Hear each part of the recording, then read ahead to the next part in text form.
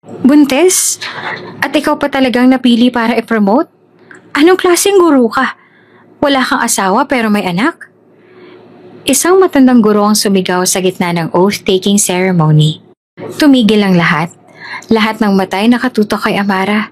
Nanginginig habang hawak ang certificate niya. Nagtatawanan ng iba. Ang ilan ay nagbubulungan. Mula sa likod ay sumisigaw pa. Ganyan na ba kababang pamantayan ngayon?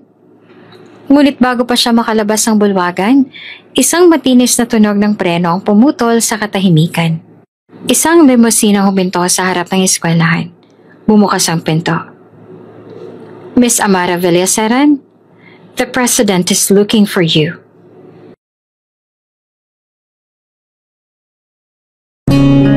Kung bago ka pa lang sa channel na ito, mga kwento ni Ate Jane, istorya mo, ikwento ko, huwag kalimutang pindutin ang notification bell at subscribe button. Mainit ang simoy ng hangin sa loob ng covered gymnasium ng probinsya. Maingay sa umpisa, may kwentuhan, tawanan, picture taking. Lahat ay naka-formal attire. Mga bagong promote na guro mula sa iba't ibang sulok ng rehiyon. Dalang pag-asa, karangalang pinaghirapan. Isa si Amara Villaseran, 28 anyos sa mga tatawagin ngayong araw. Nakaupo siya sa second row, kabado pero masaya. Naka-dusty rose na bestida siya, manipis ang make-up at bagamat halata ang kanyang 6 na buwang pagbubuntis, taas noo siya.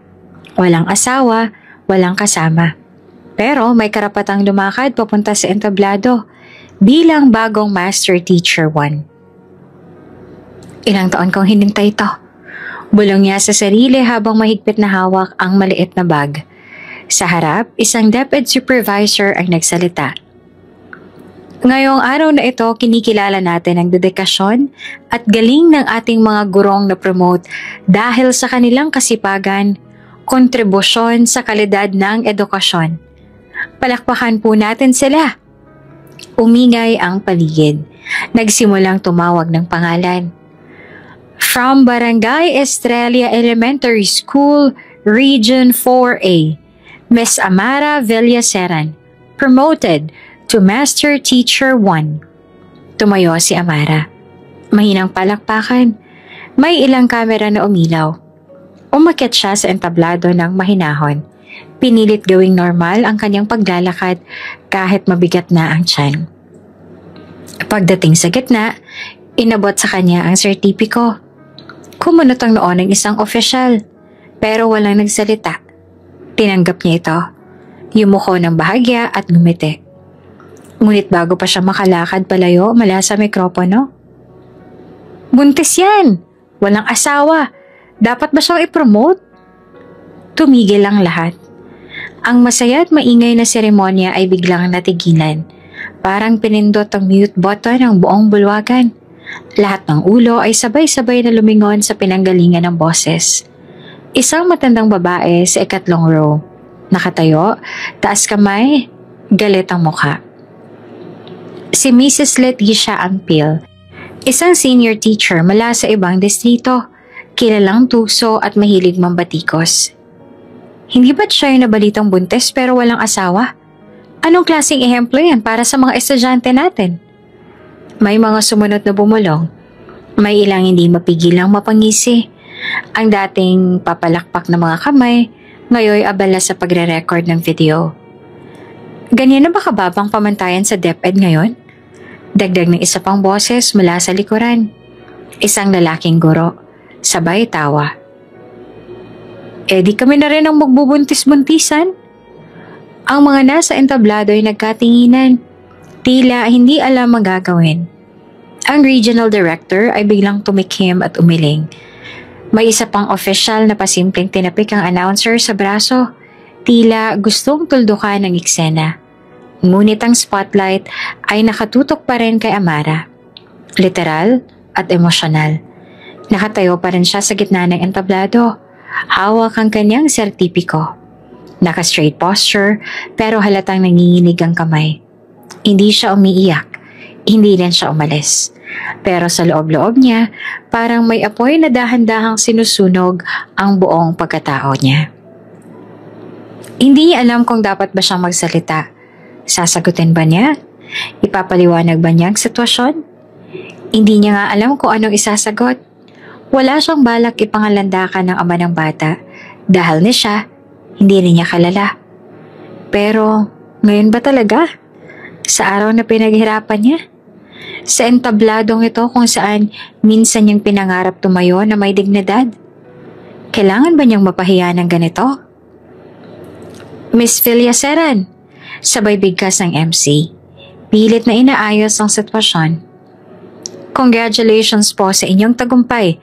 Maaari na po kayong umupo. Tumango si Amara. Hindi pa rin nagsasalita. Dahan-dahang humakbang pabalik sa gilid ng stage. Wala pang luhang bumagsak, ngunit malinaw sa kanyang puso may nabasag na. Tahimik. Mas tahimik pa sa library ang buong bulwagan habang dahan-dahang bumababa si Amara mula sa entablado. Nakangiti ang MC, pilit binubuhay ang seremonya.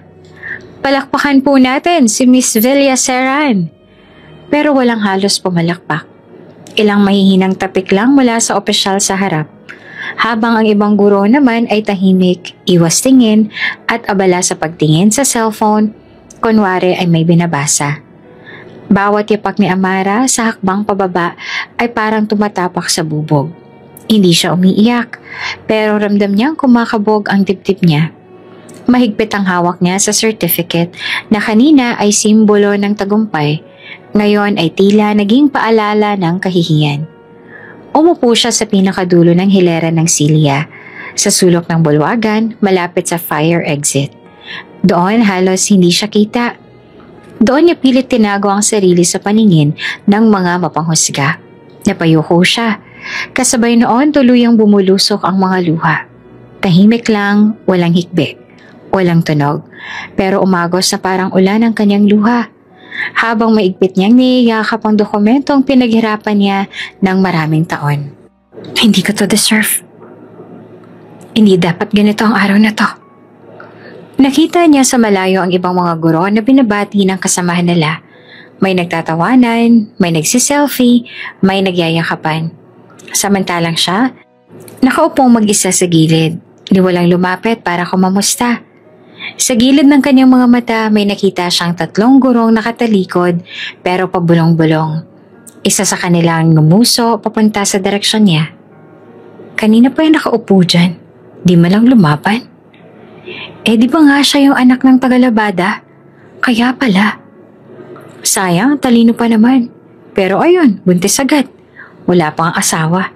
Malas talaga ng bata sa sinapupunan niya. Mas tumindi ang bigat sa dibdib ni Amara.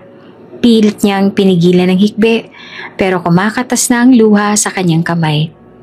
Lumipad ang isip niya pabalik sa mga gabing halos hindi siya natutulog para lang matapos ang modules. Sa mga panahon nagpipilit siyang maging maayos sa klase kahit pagod at gutom. Sa mga gabing mag-isa siyang umuuwi, bitbit ang lesson plans. Habang sinusundot ng konsensya hindi niya alam kung saan siya kukuha ng lakas kinabukasan. Pero kinaya niya. At sa araw na ito, sa halip na palakpakan, nakuha niya ay kahihiyan. Napayakap siya sa tiyan niya. Sorry baby. Mahinang bulong niya. Hindi ikaw ang mali. Hindi to kasalanan mo. Bumuntong hininga siya, pero naputol ito nang marinig niyang may kumalabog sa likod. May isa na namang na-promote. Masayang umakyat sa entablado. Binati ng lahat. Sa gitna ng tawanan, palakpakan, at music, pakiramdam niya ay mas lalo lang siyang nilalamon ng katahimikan. Sa kabilang sulok nakita niya si Mrs. Ampil, ang gurong sumigaw kanina. Nakangiti itong kinakausap ng isang district supervisor. Proud na proud. Parang walang nangyaring iskandalo. Parang karaniwan lang ang pang-aalipusta na ginawa nito sa kapwa guro. Ganyan pala sa sistemang ito. Ang maingay, pinapansin. Ang marangal, tahimik na sinasakal.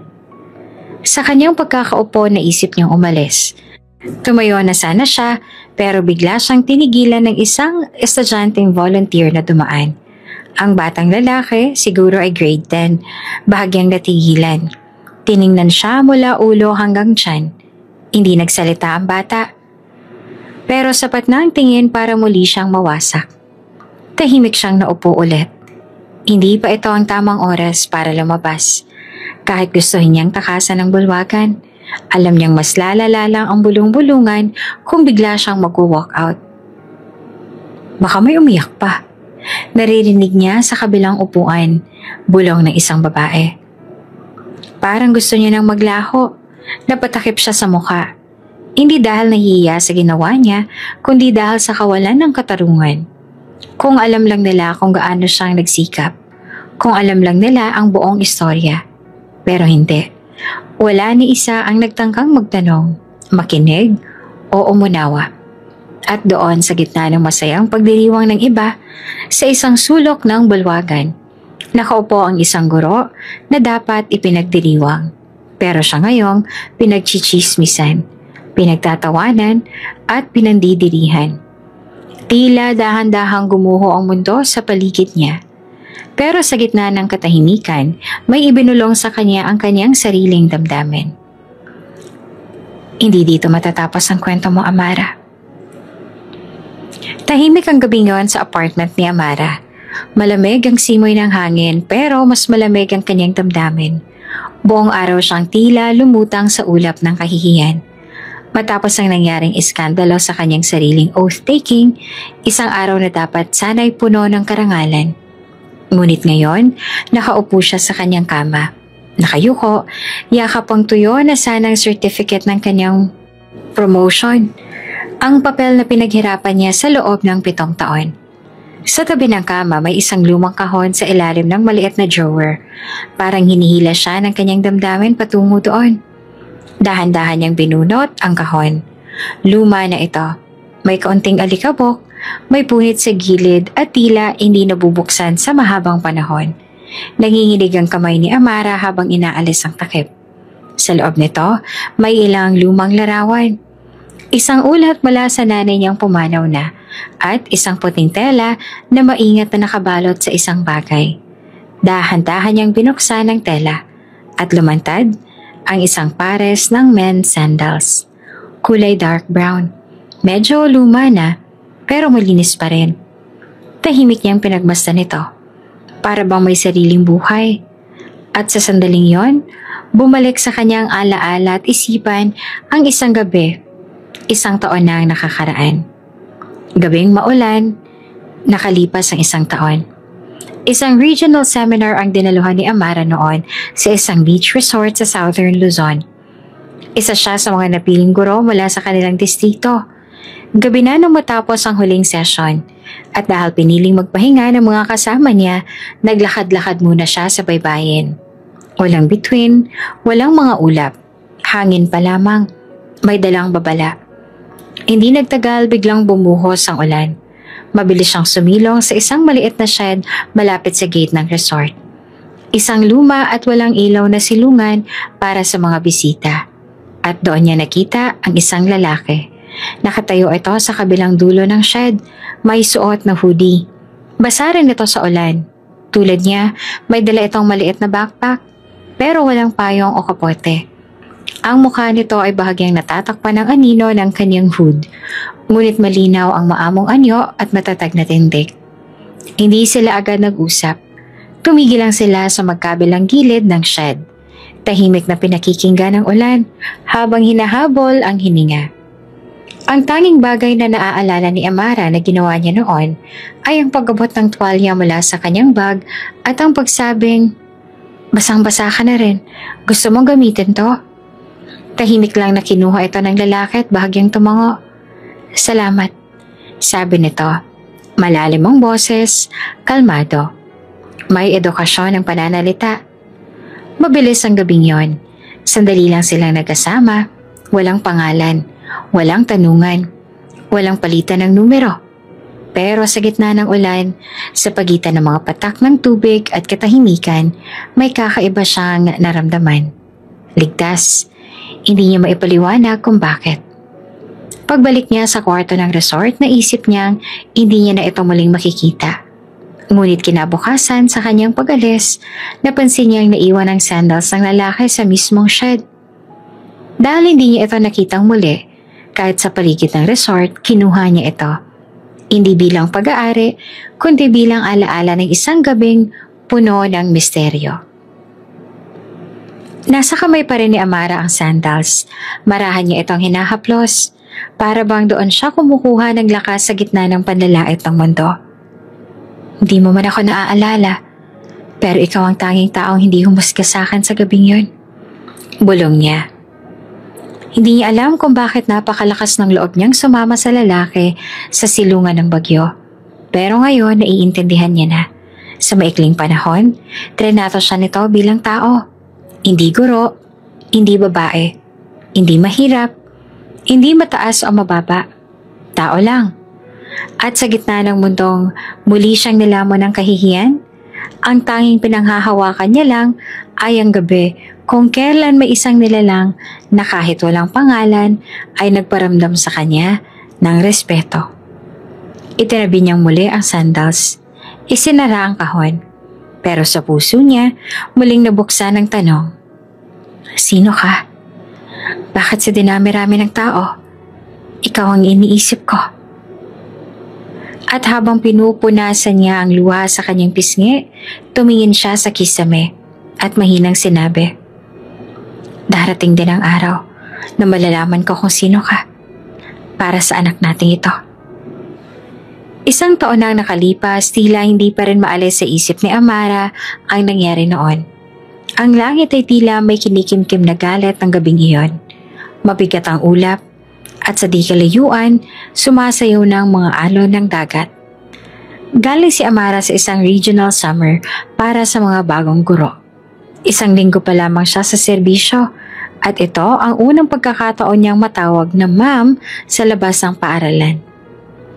Ginaganap ang seminar sa isang kilalang beach resort. Pagkatapos ng huling session, nagdesisyon si Amara na maglakad-lakad sa tabing dagat. Gusto niya lang huminga, pag-isipan ng mga goals niya bilang guro, at magmuni-muni. Ngunit biglang bumuhos ang ulan.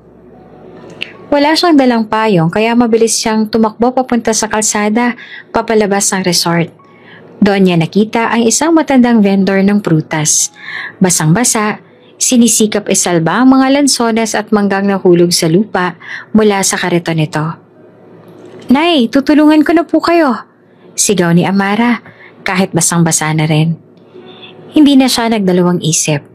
Lumuhod siya sa kalsada at isa-isang pinulot ang mga prutas. Ngunit sa kanyang pagyuko, hindi siya napansin ng parating na sasakyan. Isang SUV na humarurot pababa ng slope. Halos walang ilaw sa ulan. Miss, tumabi ka! Sa isang iglap lang, may matipunong praso na humablot sa kanya palayo mula sa gitna ng kalsada. Nabagsak siya sa damuhan, kasama ang lalaking humila sa kanya. Basang-basa siya.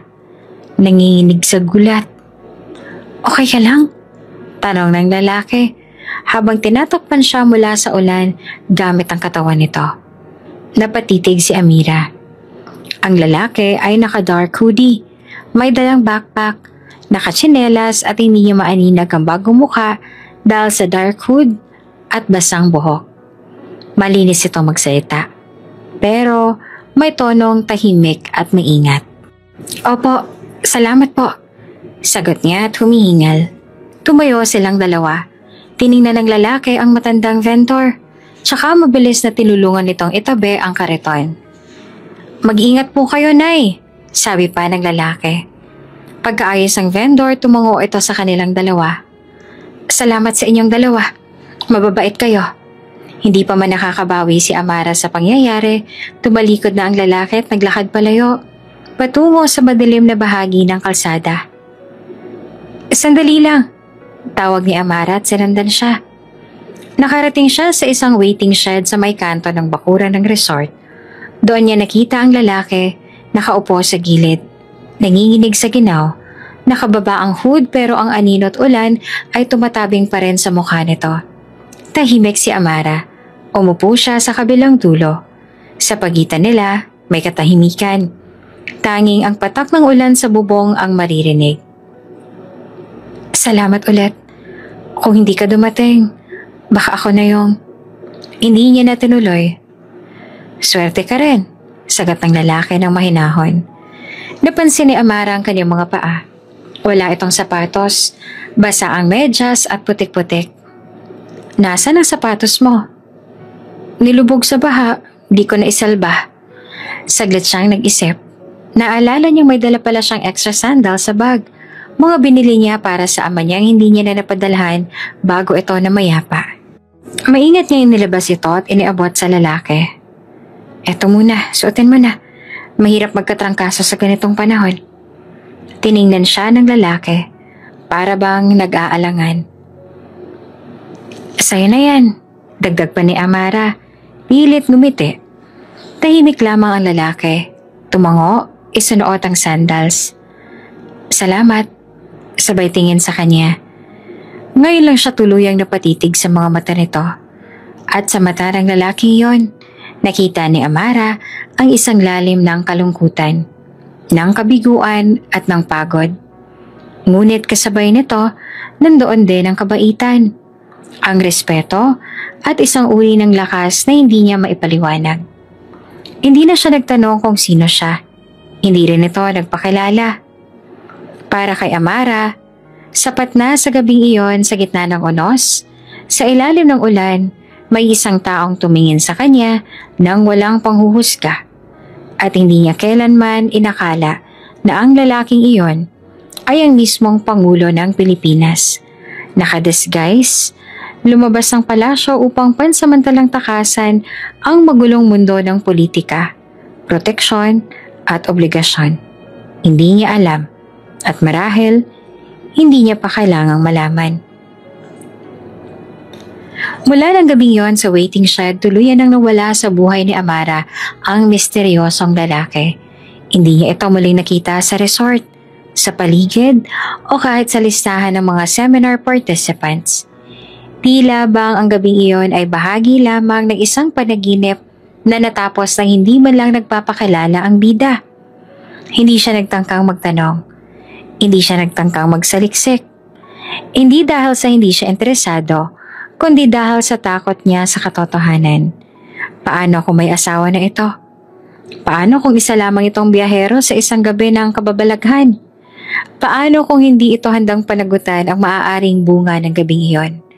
Kaya, pinili niyang manahimik. Isang buwan pagkatapos ng seminar, dumaan ang mga araw na para bang normal lang ang lahat. Patuloy siyang nagturo. Sumulat ng lesson plan, nagbabantay ng klase. Ngunit sa kanyang katawan, may pagbabago siyang naramdaman. Madalas na pagod, hilo, pagsusuka tuwing umaga. Noong una akala niya ay stress lang. Hanggang isang gabi habang nag-aayos ang kanyang mga gamit, napansin niyang 2 linggo na pala siyang hindi dinadatnan. Hindi niya alam kung dapat ba siyang kabahan o maghintay pa. Ngunit sa tindi ng kanyang pakiramdam, bumili siya ng pregnancy test kit kinabukasan. Nang makita ang 2 pulang guhit, tila naglaho lahat ng tunog sa paligid niya. Napaupo siya sa banyo, tahimik, nanginginig ang kamay. Hindi, imposible. Pero alam niya sa puso niya, walang ibang posibleng dahilan. Isang gabi lang, isang beses lang. Pero ngayon, isang buhay ang namumuo sa kanyang sinapupunan. Sa gabing yon, binuksan niyang muli ang kahon sa ilalim ng kanyang kama. Nandoon pa rin ang sandals. Ang tanging naiwan ng lalaking iyon. Maayos pa rin ito. Maingat niyang ibinalot sa tela. Parang relekya ng isang alaalang pilit niyang iniwan, ngunit paulit-ulit na bumabalik. Hawak-hawak niya ito habang nakatitig sa kanyang refleksyon sa salamin. Wala mo lang akong pangalan mo. Niwala mo lang akong kahit anong pwedeng gamitin para hanapin ka. Bulong niya. Hindi niya rin alam kung anong klaseng buhay ang pinanggalingan ng lalaki. Kung ito ba'y estudyante, tambay, o may mas mataas na katungkulan. Walang kahit anong palatandaan. Maging ang mga tsinelas ay walang pangalan. Kahit brand ay gasgas na. May pagkakataong gusto niyang bumalik sa resort at magtanong, pero ilang beses niya nang pinigil ang sarili. Anong sasabihin ko? Na nabuntis ako at hinahanap ko yung lalaking hindi ko kilala? Isang linggo lang siyang hindi nakatulog ng maayos. Paulit-ulit niyang tinatanong sa sarili kung ano bang dapat niyang gawin. Dapat ba niyang sabihin sa principal, sa kanyang mga kasamahan, sa kanyang pamilya? Pero bawat tanong ay tinatapos ang parehong sagot. Hindi nila maiintindihan. Hindi nila malalaman na ang gabing iyon ay hindi kasalanan. Hindi ito bunga ng kapabayaan. Ito ay isang sandaling totoo, tahimik at malinis. Walang kasunduan, walang halay, walang pang-aabuso. Isang gabi ng kabutihan na nauwi sa isang hindi inaasahang biyaya. Kaya pinili niyang itago ang lahat. Sa mga sumunod na buwan, tinago niya ang kanyang pagbubuntis mula sa mga mata ng mundo. Hindi pa halata noong una. Palusot niya siya ng palusot sa mga paanyaya. Hindi na siya lumalabas. Tumatanggi sa mga meeting. Pinipiling maglakad pa uwi para maiwasang makasalubong ng kasamahan. Sa kanyang apartment, mag-isa niyang pinagdadaanan ng lahat. Laging tahimik, laging may takot. May gabing humahagulgol siya habang yakap ang kanyang tiyan. May umaga naman na pilit niyang pinapangiti ang sarili habang humihima sa kanyang sinapupunan. Walang lalaki, walang ama, walang kwento. Isang guro na may dalang lihim. Sa loob ng kanyang drawer nakatago pa rin ang sandals. Isinara niya ito sa isang kahon at tinataka ng private. Pero sa tuwing dumadalaw ang katahimikan sa kanyang gabi, binubuksan niya itong muli. Tahimik na alaala ng isang lalaking hindi niya kilala, ngunit hindi niya makakalimutan. At sa bawat paghinga niya, may bulong sa kanyang dibdib. Paninindigan ko to. Kahit mag-isa. Kahit wala kang pangalan. Hindi ko to ikakahiya. Mag-aalas 8 na ng umaga nang dumating si Amara sa paaralan. Bitbit niya ang kanyang tote bag na may lamang lesson plan at visual aids para sa science class. Naka-uniform pa rin siya. Pero ngayon, mas maluwag na ang blouse. Hindi dahil bumaba ang timbang, kundi dahil unti-unti nang lumalaki ang kanyang tiyan. Noong una wala pang nakakapansin, pero sa mga sumunod na buwan nagsimula nang bumilog ang kanyang bewang. Si ikatlo'y nahahalata na sa likod ng kanyang maluwag na cardigan. At ngayon, 6 na buwan na, hindi na ito maitatago. Tahimik siyang pumasok sa faculty room. Bati siya ng bate. Magandang umaga po. Ngunit walang halos bumati pabalik. May ilang tumango lamang. Ang iba, iniwasan ng tingin. Ang mas malala, may mga gurong halatang nagbulungan pagkalampas niya. Hindi pa kasal yan, diba? Sino kayang ama ng dinadala niya? Aba, si model teacher may sikreto pala. Hinubad ni Amara ang kanyang cardigan at dahan-dahan na upo sa kanyang mesa. Sinimulan niyang buksan ang lesson plan habang pinipilit na magpansinin ang naririnig na bulong sa paligid. Grabe, bakit kaya hindi niya sinabi kung sinong tatay? Baka naman ayaw panagutan kaya tahimik. O baka naman mayaman yung lalaki at kabit lang siya. Tumigil siya sa pagsusulat. Napapikit siya ng mariin. Ang bawat bulong ay parang karayom na tumutusok sa kanyang likod. Ang bawat sulyap ay parang batong ipinupukol sa kanya. Pero hindi siya nagsalita. Hindi siya lumingon. Hindi siya sumagot. Huminga siya ng malalim at ipinagpatuloy ang pagsusulat. Pagkatapos ng flag ceremony, habang papasok ang mga estudyante sa kanilang mga silid-aralan, naramdaman ni Amara ang mga matang sumusunod sa kanya. Hindi lamang sa kapwa guro, kundi maging sa ilang magulang na naghahatid ng mga bata. Isang ina, habang hawak-hawak ang anak, ay napabulong sa kapwa magulang. Yan ba yung teacher na buntis? Oo, siya nga raw. Wala namang asawa. Baka naman may asawa sa abroad. Hindi raw Tahimik. Pero tingnan mo, hindi ba nakakahiya? Narinig naman ni Amara ang lahat. Ngunit nilampasan niya lang sila. Diretso ang tingin, mahigpit ang hawak sa kanyang lesson plan. Sa loob ng classroom bumalik ang katahimikan. Dito sa harap ng mga bata kahit papaano nakakahanap siya ng kapayapaan. Ang mga bata ay hindi nagtatanong kung bakit malaki ang kanyang tiyan. Hindi sila nang huhusga. Wala silang pakialam kung may kasal siya o wala. Para sa kanila, si Teacher Amara ay si Teacher Amara. Mahinahon, mabait, matalino, at palaging may baong kwento sa klase. Class, ang topic natin today ay tungkol sa photosynthesis. Aniya habang nakangiti. Yay! Drawing na naman po! Tanong ng isa. Opo, magdodrawing kayo ng puno at araw. Tapos ipapakita natin kung paano nagkaroon ng pagkain ng mga halaman. Tumawa ang mga bata. Tumaas ang kamay ng isa. Ma'am, babae po ba kayo nung maliit kayo? Napatawa naman si Amara. Oo naman. Bakit ngayon may baby ka na sa tummy mo? Natigilan siya sa tanong. Tahimik ang klase. Pero, hindi iyon masakit na katahimikan, kundi inosente. Dahil magiging mommy na ako. Sagot niya ng mahina pero malinaw. Wow, ang galing! Sabay-sabay nahiyawan ng mga bata. Walang halong mali siya. Walang tanong kung nasaan ang tatay. Walang judgment. Sa loob ng silid, siya pa rin ang ginagalang at minamahal na guro.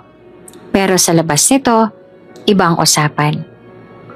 Nang maglabasan ng mga bata para sa lunch break, tumuloy si Amara sa faculty pantry. Gutom na siya, kaya naglabas ng baong sinangag at pritong itlog. Tahimik siyang kumain sa isang sulok ng pantry. May pumasok na 2 guro. Hindi ko nga alam kung bakit siya pinapayagan pa ng principal na magturo. Di ba may policy sa moral conduct? Naku, kung ako sa kanya, mag-leave na lang. Nakakahiya kaya sa image ng school.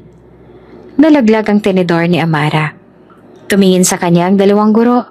Sandaling natahimik. Sorry, sabi ng isa. Kunwari walang narinig. Okay lang. Mahina niyang sagot. Sabay dampi ng tissue sa gilid ng bibig niya. Pero ang totoo, hindi okay. Hindi kailanman magiging okay ang ganitong klase ng pagtrato. Pero minsan, hindi niya ito sinagot. Hindi siya sumigaw. Hindi siya lumaban. Dahil sanay na siyang magsakripisyo ng tahimik. Pagkatapos ng klase habang pauwi na siya, nadaanan niya ang bulletin board. Nandoon ang kanyang pangalan. Isa sa top performing teachers ng buong district noong nakaraang quarter. Dati pinupuri siya dahil dito. Pinapalakpakan. Iniimbita sa mga seminar. Ipinagmamalaki. Ngayon, wala nang bumabate. Para bang nabura lahat ng kanyang nagawa dahil lang sa kanyang pagbubuntis. Pag-uwi sa apartment, hindi niya napigilang mapaiyak habang naghuhugas ng pinggan. Hawak ang isang kamay, ang lababo, ang isa'y nakahawak naman sa kanyang tiyan. Mahal na mahal kita, anak. Aniya habang humihikbi. Pero sana maintindihan mo kung bakit masakit. Mainit na hapon nang muling bumisita si Amara sa bayan para sa kanyang monthly prenatal check-up. Bitbit ang folder ng mga laboratory results at isang maliit na backpack. Tinungo niya ang District Medical Center. Mas malaki na ang kanyang tiyan ngayon. 6 na buwan na siyang buntis. Pero hindi pa rin siya komportable sa tingin ng mga tao. Kahit dito sa ospital. Pag-upo niya sa waiting area, inilipat niya ang bag sa kandungan niya. Nakalabas ang bahagya ang strap ng lumang men's sandals na minsan niya nang iniingatang itago. Hindi niya rin alam kung bakit niya ito nadala ngayon. Siguro ay nakasanayan niya na. O baka sa bawat sandaling bumibigat ang pakiramdam niya, gusto niya lang may pinangahawakan. Kahit isang alaala lang. Miss Amara Villaseran, room 2 please. Tumayo siya at dahan-dahang pumasok. Sa loob, sinalubong siya ng isang batang nurse na bagong mukha. Good afternoon po, ma'am. Ako po si Nurse Riza. Ako po munang mag-aasikaso habang hinihintay natin si doktora. Tahimik lang na tumango si Amara at umupo sa examination bed. Habang kinukuha ni Nurse Riza ang blood pressure reading niya, napatingin ito sa kanyang bag na nakapatong sa tabi ng upuan. Bahagyang sumilip ang sandals na halos dekada na ang itsura pero may kakaibang tatak. Uy, parang kilala ko yan ah, sabi ng nurse sa bahagyang natawa. Ma'am, ang weird tanungin pero parang nakita ko na yung sandals na yan sa isang viral photo ni Mr. President. Yung bagyong taon, di po ba? Yung may pa-solo walk siya na walang escort. Napalingon si Amara. Bahagyang napakunot ang kanyang noo. Pinisil niya ang bag at itinagong kaunti ang strap. Ewan ko. Ganyan lang talaga ang style niyan. Madami namang ganitong klaseng sandals. Siguro pareho lang ng itsura. Ngumiti naman si Nurse Riza. Oo nga no. Parang kaboses. Ka pareho pala. Sikat yun dati eh. Sabi ng mga kaklase ko sa nursing, rare daw yung design. Anyway, muli itong umiti at ipinagpatuloy ang pagsusuri. Pero si Amara nanahimik. Paglabas niya ng clinic, tila hindi mawala sa isip niya ang sinabi ng nurse. Viral photo? Mr. President? Bagyong taon? Solo walk. Pinilit niyang baliwalain ito. Coincidence lang siguro. Paulit-ulit niyang sinabi sa sarili. Marami namang ganong sandals, wala yun. Hindi siya yun. Pero kahit anong iwas niya sa isip, may sumibol na tila kaba sa kanyang dibdib. Hindi sigaw, hindi sigurado, ngunit isang malalim na buntong hininga na tila may gustong itanong. Pero ayaw sagutin. Pag-uwi niya sa apartment, inilagay niya agad sa ibabaw ng drawer ang bag. Naupo siya sa gilid ng kama. Marahang hinimas ang kanyang tiyan. Nagugulahan lang ako, anak. Mahinang bulong niya. Kinuha niya ang sandals mula sa bag at inilapag sa ibabaw ng mesa. Pinagmasdan niya ito. Hindi niya maitatanggi. May bahagi ng puso niya na gustong maniwala sa sinabi ng nurse na baka nga siya yon. Ang lalaking nagligtas sa kanya. Ang lalaking nagpakita ng kabaitan sa isang bagyong gabi. Ang lalaking hindi nagpakalala. Ngunit sa parehong puso, may boses din ng katotohanan. Walang kwento ang mga walang ebidensya. Walang karapatang mangarap kung haka-haka lang ito. Kaya bumuntong hininga siya, pinulot muli ang sandals at ibinalik sa kahon. Inilagay sa ilalim ng kama tulad ng dati. At sa kanyang puso, bagamat may nabuhay na kaba, pinilit niya itong patahimikin. Ayaw niyang bumuo ng ilusyon. Hindi niya kailangan ng pantasya. Ang mahalaga sa kanya ngayon ay ang batang nasa sinapupunan niya. Siya ang katotohanan. Siya ang buhay. Hindi lalaki, hindi pangalan, hindi presidente, kundi ang pagiging ina. Sa likod ng makakapal na kortina ng Presidential Study sa Malacanang, nakaupo si President Adrian Lazaro. Tahimik at nakatingin sa bintana habang hawak ang isang baso ng malamig na kape na hindi niya naubos. Ilang buwan na mula nang siya'y bumalik mula sa palasyo pagkatapos ng personal retreat. Isang gabing biglang nawala siya sa itinerary. Iniwan ang kanyang mga escort at naglakad sa ulan na parang ordinaryong mamamayan. Sa mga ulat ng media, tinawag iyon na The Disappearing President. Ngunit walang nakaalam ng totoong dahilan kung bakit siya nawala ng gabing yon. Walang nakaalam na may isang babae siyang nakilala sa gitna ng bagyo. Isang babae sa waiting shed. Isang gurong simpleng tumulong, nag-alok ng tsinelas, nagbahagi ng katahimikan at respeto nang walang pag-uusisa kung sino siya. Kaya hindi niya ito makalimutan. Sa dami ng abalang ginagawa ng kanyang gabinete, mga budget hearing, policy planning, international calls, iisa lamang ang laman ng personal na oras niya. Hanapin ang babaeng iyon. Sir, may nadiskubre po kami. Pumasok si Aide Fernando. May dalang tablet at isang kumpol ng printouts. Isa sa mga pinagkakatiwalaan ni Adrian, si Fernando, ay tahimik ngunit mahusay sa pag-trace ng impormasyon. Tuloy, maiksing sagot ni Adrian. Hindi pa rin tumitingin. Natrace po namin ang isang viral conversation sa isang local OB clinic sa Cavite. May isang nurse na nagkwento sa social media na may pasyente daw na may dalang sandals na kamukha raw nung sa inyo. At may retrato pa siya mula sa isang luma niyang file. Agad na bumaling si Adrian. Sandals? Tumango si Fernando. Ipinakita ang larawan. Halos mawala ng hininga si Adrian. Sa screen nakita niya ang isang candid shot. Kuha ng isang pasimpleng kamera sa ospital, isang babae. Nakaupo sa klinik, may hawak na bag. Sa gilid ng bag, sumisilip ang strap ng isang pares ng sandals. Ang sandals.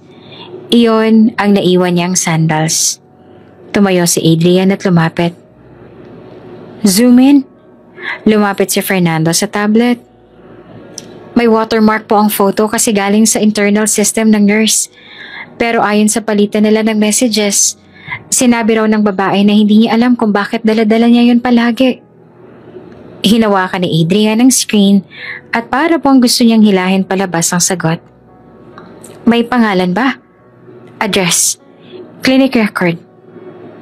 Tiningnan na rin po ang mga contact natin.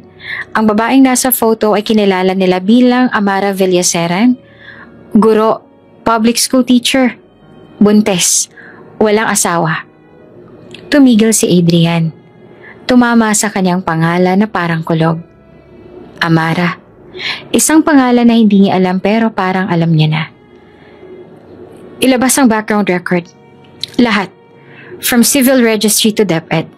Saan siya nagtuturo? Ano region? Ilang buwan siyang buntes? Lahat. Yes, Mr. President. Already compiling it. Muli siyang napaupo. Napayuko si Adrian at hinawakan ng sentido. Para siyang tinamaan ng sunod-sunod na alo ng emosyon. Pagkabigla, pangamba, at kakaibang saya. Kung totoo ang lahat ng ito, kung siya nga ang babaeng yon, at kung buntis siya ngayon, posible kayang siya ang ama? Flashback sa kanyang panig. Nang gabing naglalakad siya sa ilalim ng ulan, nang mawalan siya ng escort sa coastal region, hindi siya tumakas. Nagpahinga lang siya mula sa bigat ng pagiging pangulo.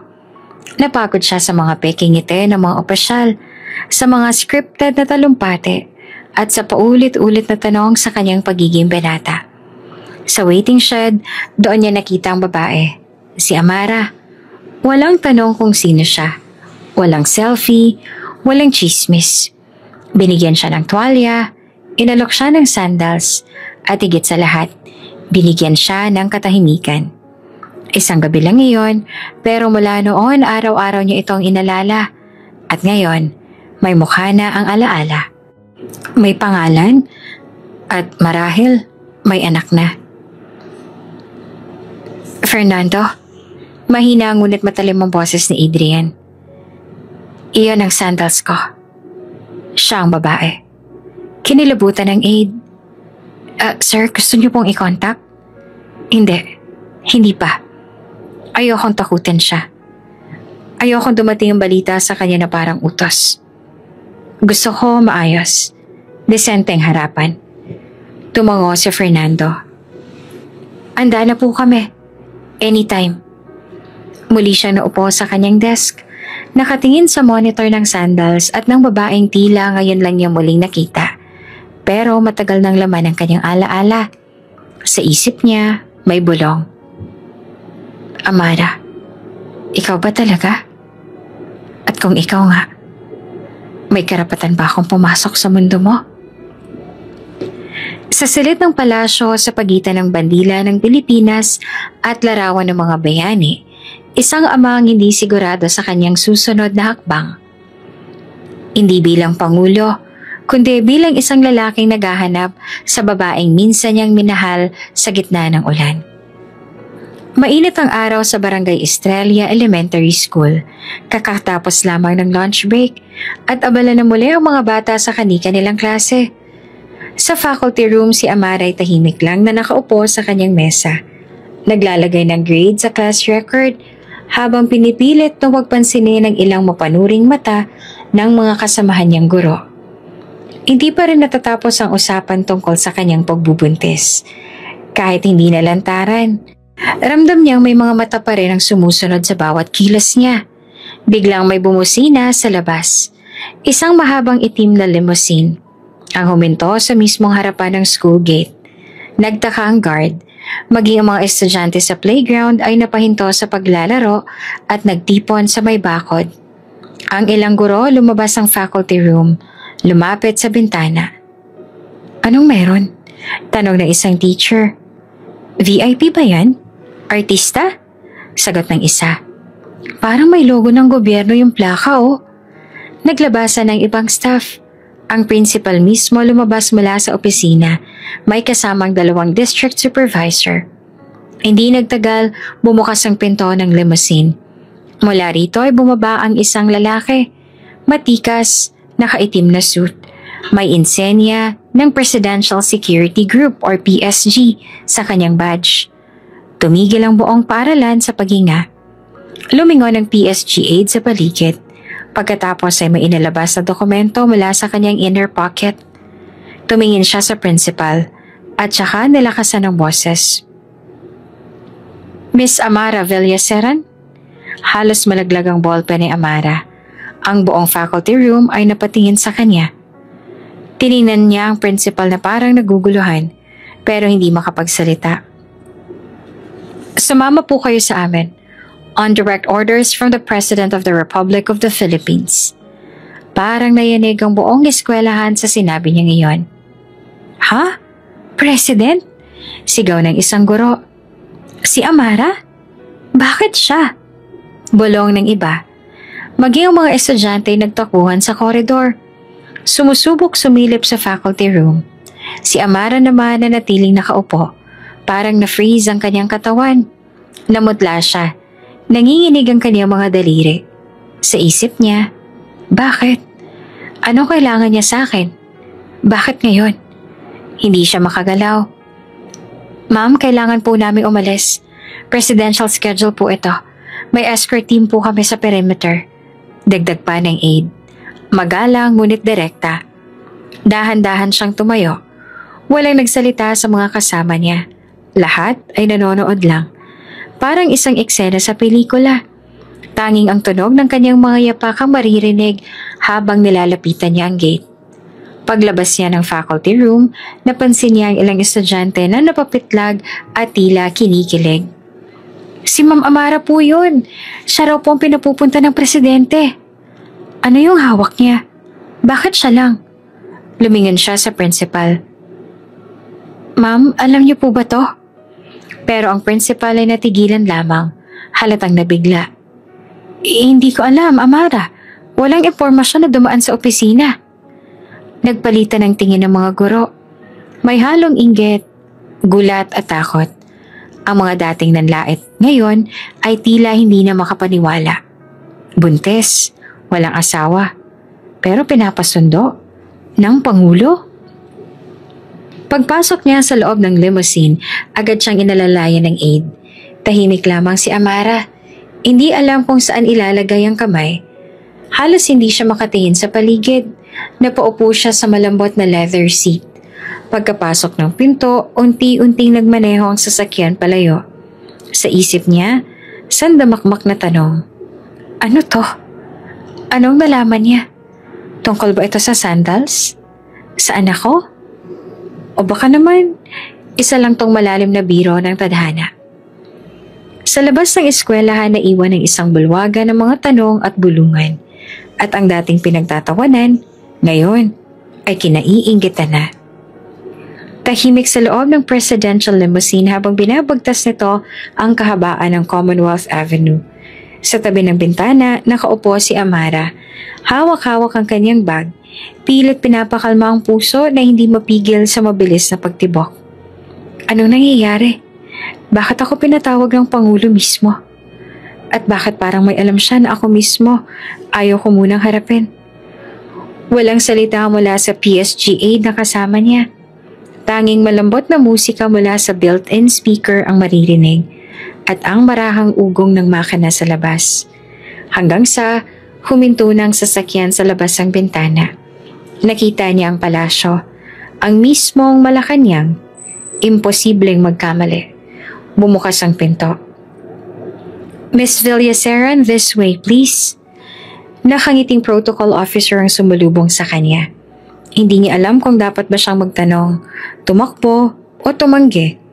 Pero sa loob ng kanyang dibdib, may sigaw na, "Harapin mo na. Ito na yon." Inihatid siya sa isang pribadong lounge. Malawak ang silid, may chandelier sa gitna, mga klasikong pintura sa dingding, at mga antigong upuang mukhang hindi pa natatabunan ng alikabok. Lahat ay elegante, marangal, nakakapanliit. Bago pa siya makaupo, bumukas ang kabilang pintuan. Pumasok si President Adrian Lazaro. Suot ang simpleng puting barong, walang medalya, walang sash, walang entourage. Tanging siya lang. Tahimik, mabigat ang bawat hakbang. Nagkatinginan silang dalawa. Parang tumigil ang oras. Si Amara ay hindi makahinga, hindi makagalaw. Ang mukha ng lalaking nasa harap niya, iyon ang matagal na nakaukit sa kanyang alaala. Hindi niya man kinilala noon, hindi niya rin malilimutan ang titig na iyon. Ang mga mata, ang mga labi, ang paraan ng pagtayo. Siya yon. Ang lalaking nagligtas sa kanya sa ulan. Ang lalaking tinulungan niya. Ang lalaking hindi niya muling nakita. Ang lalaking hindi niya inakalang pangulo ng bansa. Si Adrian naman ay nakatitig lang rin. Ikaw pala yon. Mahinang sambit ni Amara, nanginginig ang tinig. Lumapit si Adrian, hindi siya ngumiti. Pero halata sa mata niya ang emosyon. "Amara?" Bahagyang tumango si Amara, nangingilid ang luha. "Ako bang ama ng dinadala mo?" Tanong ni Adrian na halos pabulong. Hindi siya agad nakasagot. Hindi niya alam kung dapat ba siyang sumigaw, umiyak o tumawa sa kabalintunaan ng tadhana. Pero sa huli napaluha siya. Tumango siya habang pinupunasan ng pisngi. "Oo, ikaw." Tumayo siya ng maayos at nilapag ang kanyang bag sa gilid. "Hindi kita sinisisi. Hindi ako nagtangkang hanapin ka. Wala akong pangalan mo. Wala akong kahit anong pwedeng pagsimulan. Akala ko tapos na ang gabing yon. Akala ko hindi na kita makikita." Tahimik si Adrian. Dahan-dahan siyang lumapit sa upuang nasa tapat ni Amara at umupo. "Hinahanap kita," sabi niya. "Hindi ko man alam ang pangalan mo. Ngunit hindi kita nakalimutan. Naiwan mo sa akin ang isang bagay na hindi ko inaasahang hanapin araw-araw. Kapayapaan." Napangiti si Amara kahit tumutulo pa ang luha. "Naaalala mo pa ba kung paano tayo nagkakilala?" Tumango si Adrian. "Hindi ko nga makalimutan. Isa kang estrangera na nagbigay sa akin ng tuwalya at tsinelas na hindi nagtanong kung sino ako. Na tiningnan ako bilang tao, hindi bilang pangulo." Napayo ko si Amara, kaya hindi ko rin sinabi kahit kanino. Alam kong kahit ano pang koneksyon natin, hindi ako dapat magulo sa mundo mo. Pero ginulo kita, sagot ni Adrian. "Hindi ko alam. Hindi ako handa. Pero ngayon alam ko na. Hindi ko pwedeng hindi kumilos. Hindi ko kayang baliwalain na may anak ako. At ikaw ang kanyang ina." Tahimik muli. Lumapit si Adrian, lumuhod siya sa harap ni Amara. Tinitigan ang siya nito. Mahina ang tinig niya, pero puno ng bigat. "Pasensya na kung ngayon lang. Pasensya na kung isang taon akong wala. Pero gusto kong simulang muli. Kung papayag ka." Napahawak si Amara sa kanyang tiyan. "Hindi ko alam kung anong sasabihin ko. Hindi ko alam kung anong dapat kong maramdaman pero..." Nag-angat siya ng tingin. "Hindi kita itataboy. Hindi kita sisingilin. Pero gusto ko lang malaman na hindi kita pinangarap dahil sa kung sino ka, kundi dahil sa kung paano mo ako trinato bilang babae, bilang tao. Tumango si Adrian, nangilid ang luha. At gusto kong malaman mo na handa akong panindigan ng bunga ng gabing yon. Hindi dahil sa tungkulin, kundi dahil gusto ko. Dahil ikaw yon. Kayo yon. Nagkatitigan silang muli.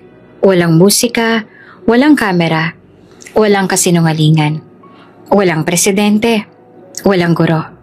Tanging isang lalaki at isang babae na muling pinagtagpo ng tadhana at ng isang sandals na iniwan sa gitna ng ulan.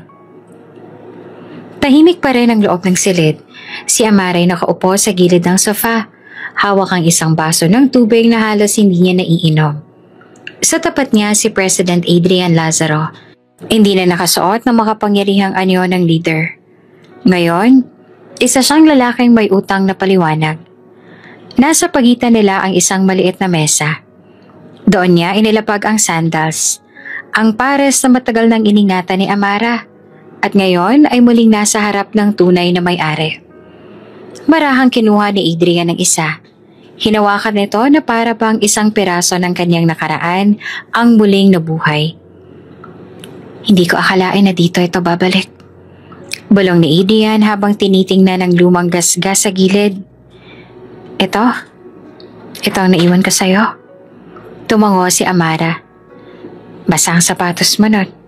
Pinasuot ko yan habang tinutuyo natin sa ilalim ng shed. Napangiti naman si Adrian. Oo, naaalala ko na.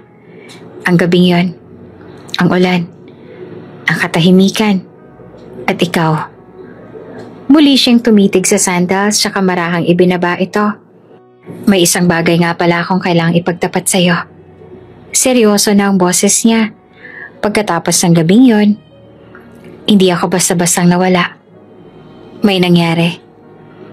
Napakunot ang noon ni Amara. Anong nangyari?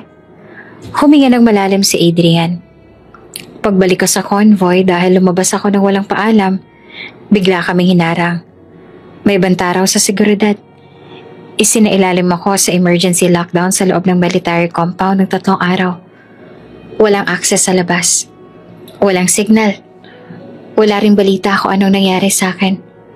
Nabigla si Amara. Lockdown? Dahil sa assassination threat? Tumango si Adrian.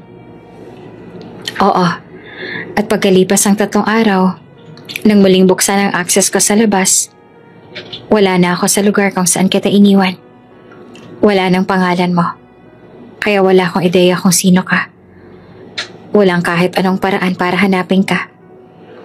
Bumigat ang pakiramdam ni Amara, para siyang muling binalik sa gabing inisip niyang iniwan siya nito. Akala ko iniwan mo na lang ako, na hindi ka interesado. Bulong niya habang nakatingin sa sahig. Mabilis ang sagot ni Adrian. Hindi. Ni minsan hindi. Hinanap kita.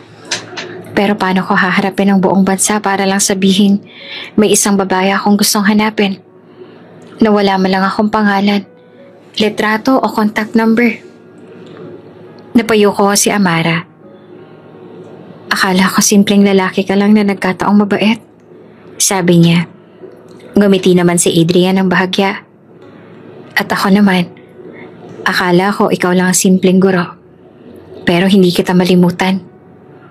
Tumayo si Adrian. Naglalakad-lakad saglit tsaka humarap muli sa kanya.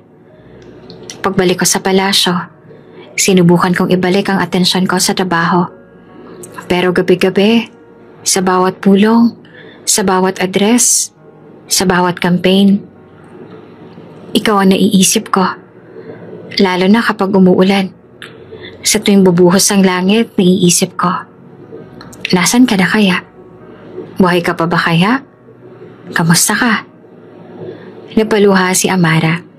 Hindi niya alam kung anong nararamdaman. Galit, pangungulila o awa.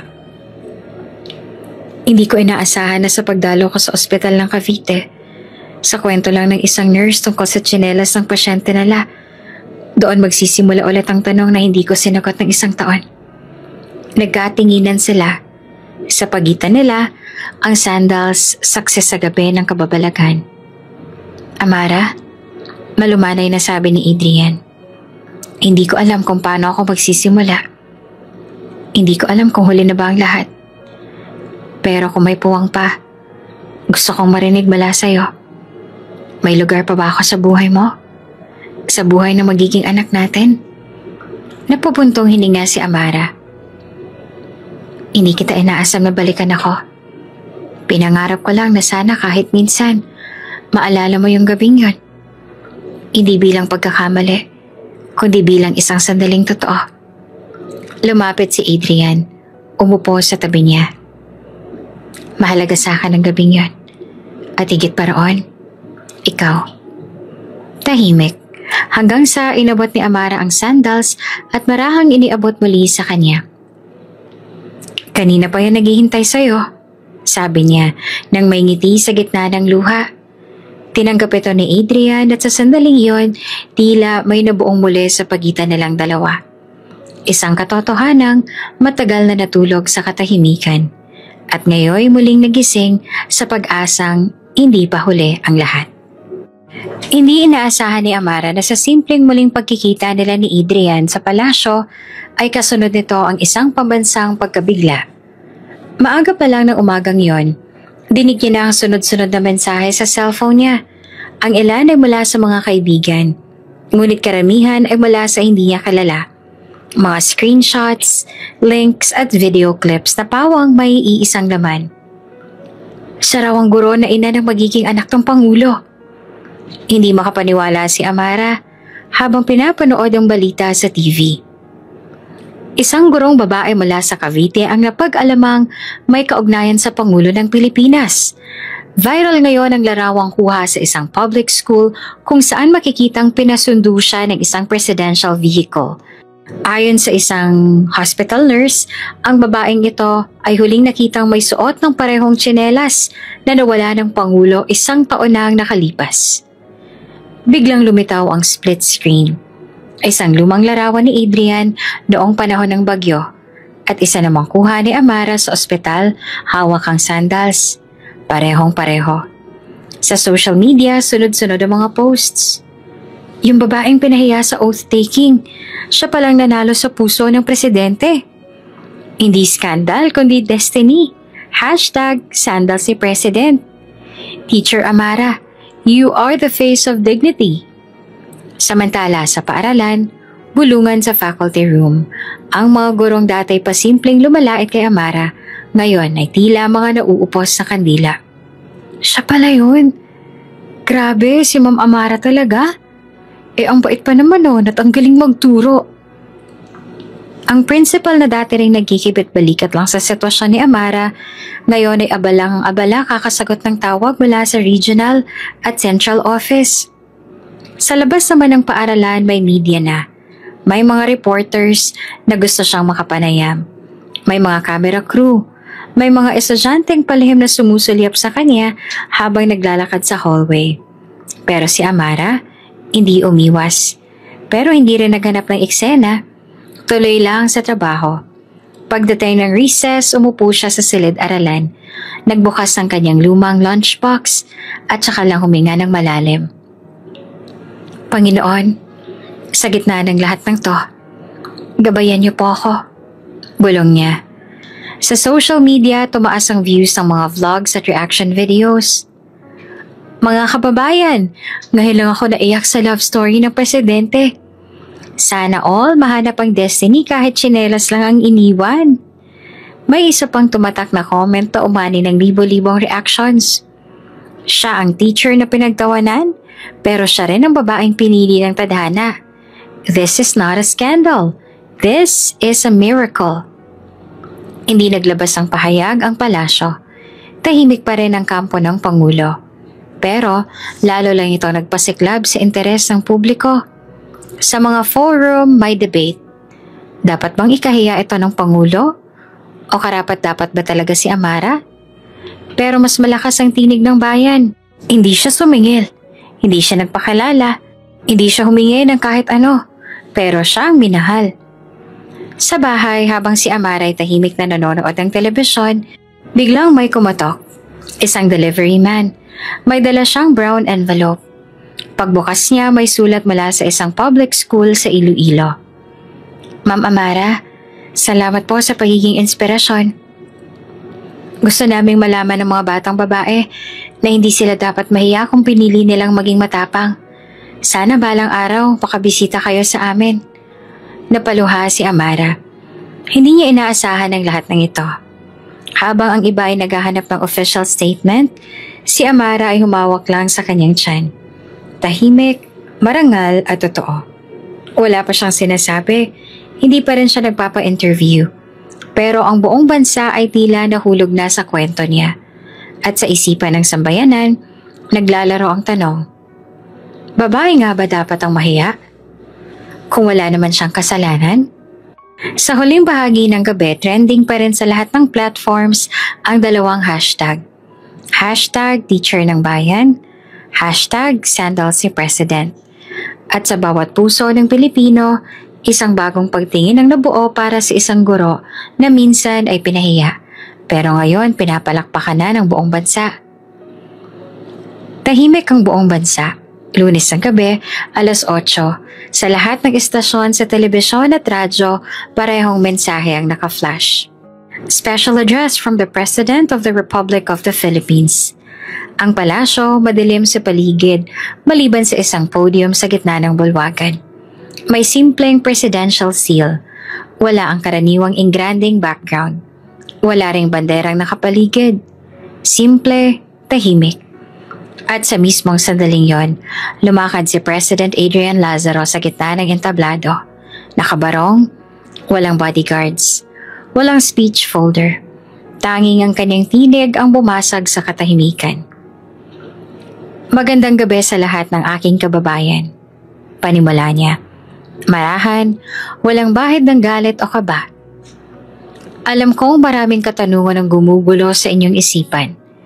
At bilang inyong Pangulo, panahon na upang magsalita ako. Hindi bilang pinuno ng bayan, kundi bilang isang lalaki, bilang isang ama, at higit sa lahat, bilang isang tao. Tumigil siya sandali, parang ninanamnam ang bawat salita. Bago ako naging Pangulo, naging isang simpleng lalaki rin ako na minsang naligaw sa isang bagyong gabi. Sa lugar na yon, nakilala ko ang isang babae. Isang guro na may tapang, dangal at puso. Sa isang pagkakataong hindi inaasahan, siya ay naging ina ng aking magiging anak. Isang buntong hininga mula sa mga manonood. Wala akong intensyon noon na iwan siya. Pero ako ay sinailalim sa security lockdown matapos ang isang tangkang pag-atake sa buhay ko. Hindi ko na siya muling nakita. Hanggang sa isang litrato ng tsinelas ang magbalik ng lahat ng alaala.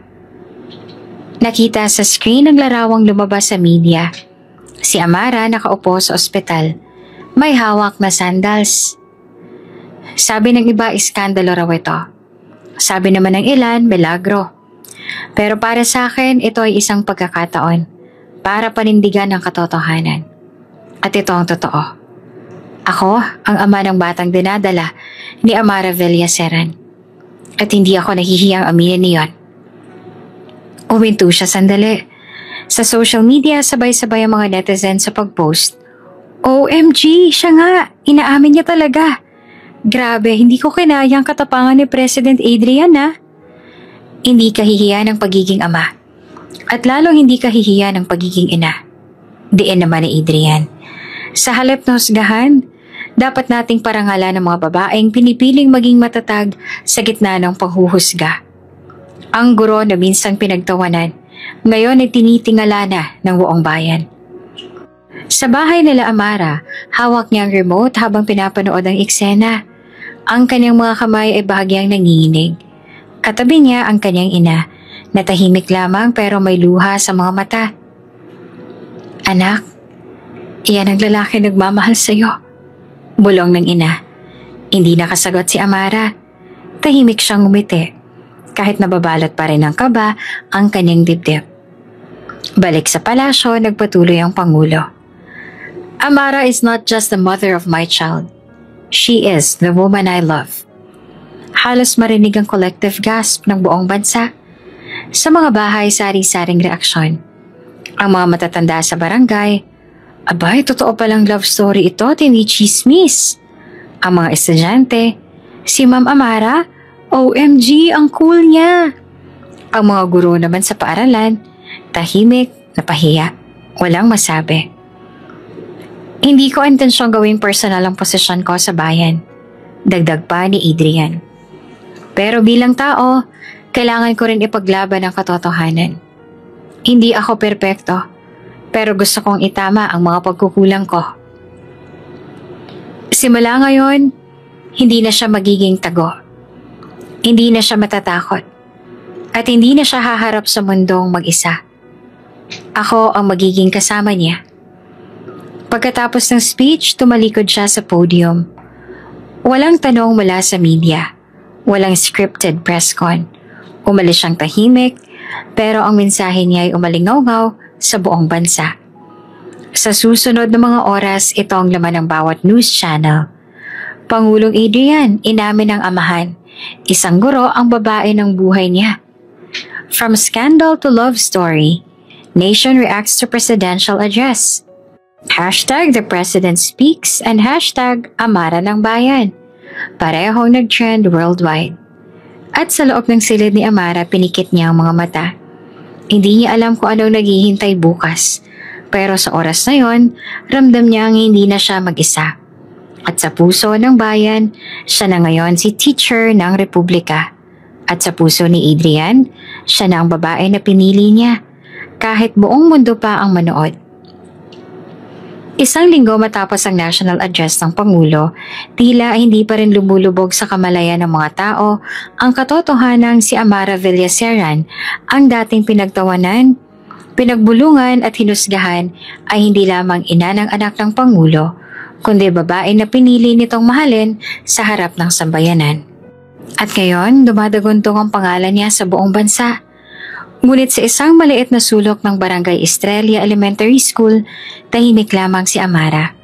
Nag-aayos ng lesson plan sa kanyang lamesa. Nakasuot siya ng simpleng blouse at palda. Walang make-up, walang ingrandeng alahas, walang ere. Subalit may kakaiba. May ningning sa kanyang mata na hindi kayang takpan ng anino ng kahapon. Isang marahang katok sa pintuan ng faculty room ang bumasag sa katahimikan. Pagtingin ni Amara ay nandoon si Principal Corazon. Tahimik, nakayuko at may hawak na bouquet ng bulaklak. Amara, mahina nitong bungad. Tumayo si Amara at bahagyang nagulat. Hindi siya sanay na lapitan ng principal, lalo na't matagal na siyang binigyan ng malamig na pakikitungo. Pwede ba tayo mag-usap? Saglit lang. Tanong ng principal. Halatang nahihirapan sa bawat salita. Tumango si Amara at lumabas sila ng room. Naglakad sa bakanteng hallway patungo sa maliit na meeting room. Sa loob ng kwarto ay tahimik silang dalawa. Si Principal Corazon ang unang nagsalita. Alam kong hindi sapat ang sorry, pero kailangan kong aminin na naging mali kami. Mali ako. Napatingin si Amara sa kanya. Tahimik lang, pinipigilan ng emosyon. Naniwala agad ako sa mga narinig ko. Hinusgahan kita dahil sa itsura ng sitwasyon mo. Hindi ko hinayaang unawain kung anong pinagdaanan mo. At mas lalong hindi ko nakita kung gaano kang kabuti at karapat-dapat. Bilang guro, bilang tao at bilang babae. Lumuhod ang principal sa harap niya. Lumuluha. Patawarin mo ako. Hindi pa man nakakabawi si Amara sa gulat, pumasok sa pintuan ng dalawa pang guro. Sina Mrs. Lagrimas at Mr. Seno, ang mga pinakamaingay na bumatiko sa kanya noon. Pareho silang nakayuko. Ma'am Amara, sabay nilang sambit. Kami rin po humihingi ng tawad. Sunod-sunod ang pagpasok ng iba pang mga guro, isa-isa.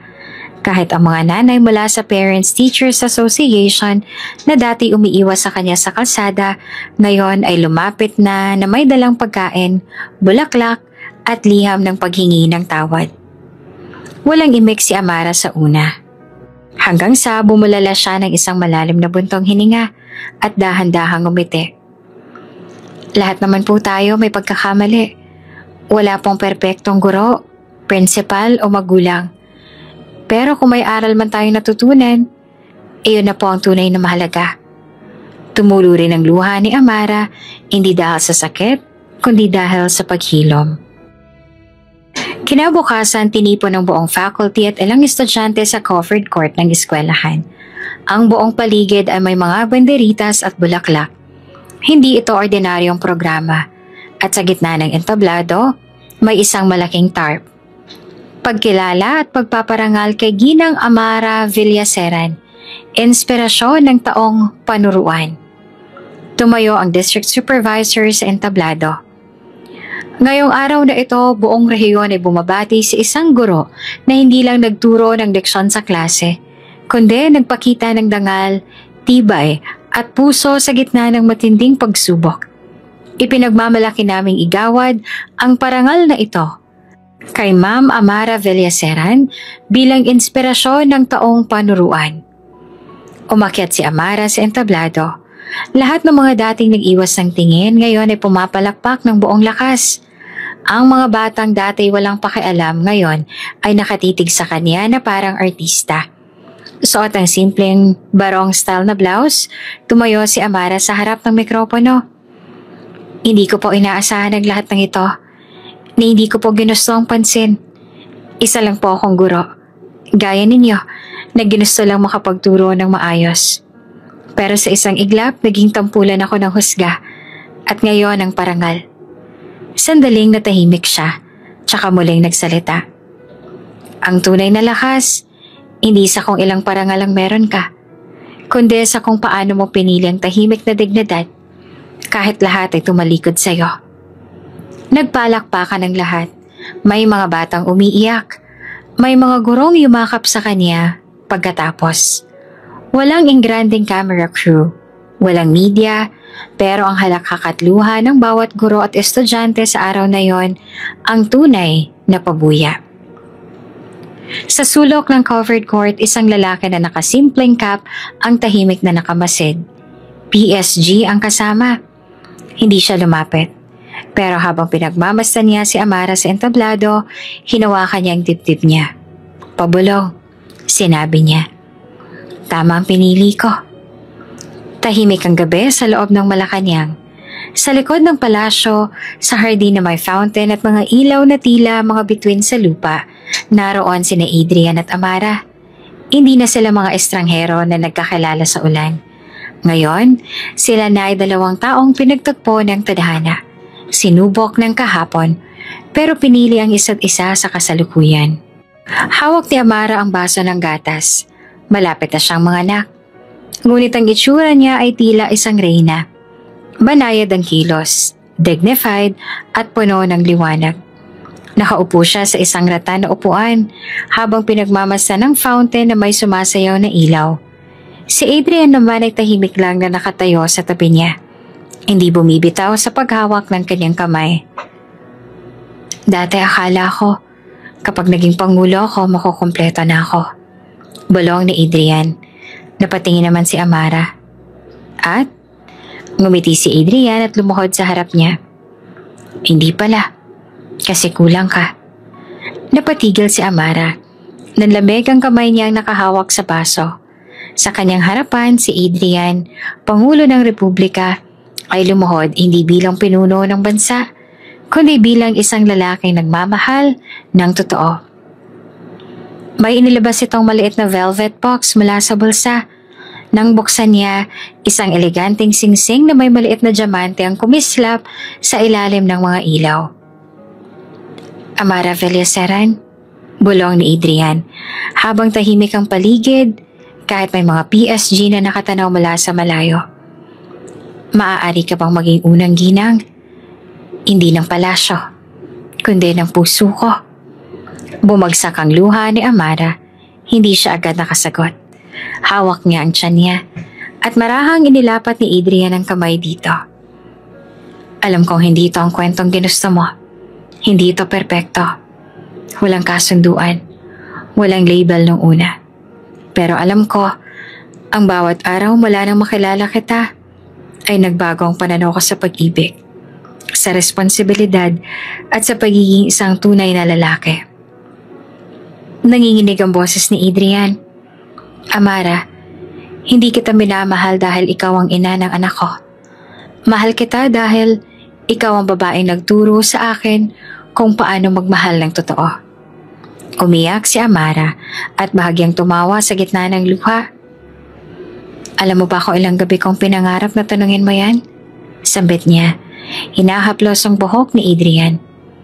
Pero lagi kong iniisip, baka hanggang pangarap lang talaga. Kasi ako lang yung babaeng nagpalipas ng bagyo sa waiting shed. Hinawakan ni Adrian ang kanyang pisngi. Hindi lang yon, Amara. Ikaw ang babaeng piniling tumindig kahit tinapakan.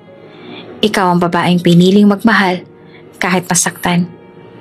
Ikaw ang babaeng gusto kong makasama, hindi lamang sa palasyo, kundi sa kahit anong simpleng tahanan. Tumango si Amara at sa wakas, binigas ang pinakaaabang na salita. Oo, Adrian. Oo. Isinuot ni Adrian ang singsing sa kanyang daliri. Isang maliit na luha ang pumatak sa bato ng singsing, tila basbas ng langit sa kanilang pangako.